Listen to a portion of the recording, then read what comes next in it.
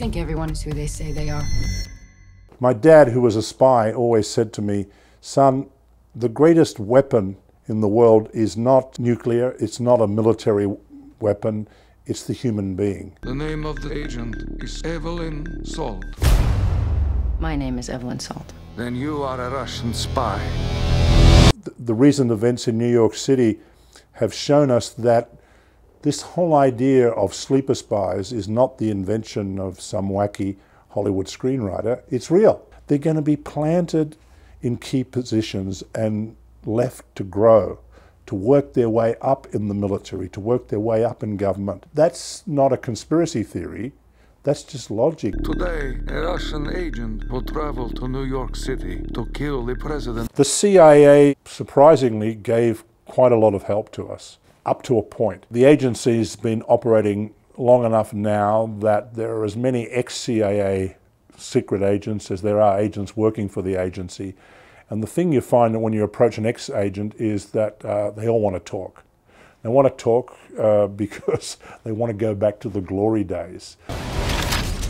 I couldn't imagine anyone else who could have played this part, really. Angelina has incredible agility, strength, physicality, an acrobat's skill, but she's just a wonderful dramatic actress as well. I think that, you know, in a story where the audience's allegiance to the central character is constantly questioned, it's affirmed, then it's undermined, it's turned around. You're not quite sure whether you love her, trust her, want to go with her, you want to defend her, attack her, and the movie keeps shifting. It's a tightrope that the character has to walk. You got me. She's able to play a character who's, on the one hand, seemingly cold because of the fact that she's a spy, who's trained to hold her cards very close to her chest. And you needed a very particular kind of actress, someone who could, in amongst all that action, in amongst all that activity, could hold your emotional allegiance.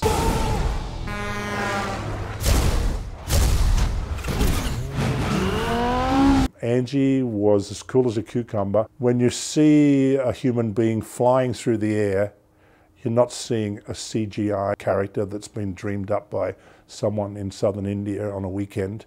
You're not seeing a stunt double. You're seeing Angelina Jolie. She really did all of her own stunts. Her stunt double was used to test the rigs that would keep her safe and to show her exactly the movements that would keep her safe, but it's really her. And Angie insisted upon that, even jumping between trucks, on the sides of buildings. I mean, obviously, there is a certain use of CGI to remove the safety harnesses that are going to keep the actress safe. But when I saw some of the things she was doing, you know, I was really horrified.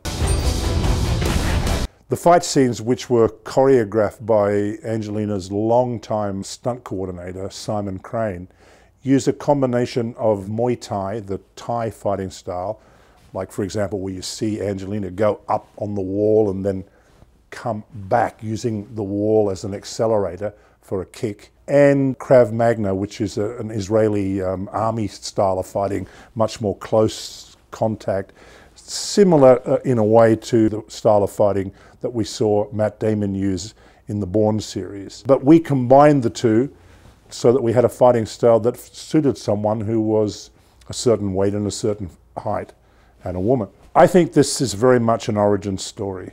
By the end of the movie, Evelyn Salt is just beginning to discover, as we are, exactly who she is.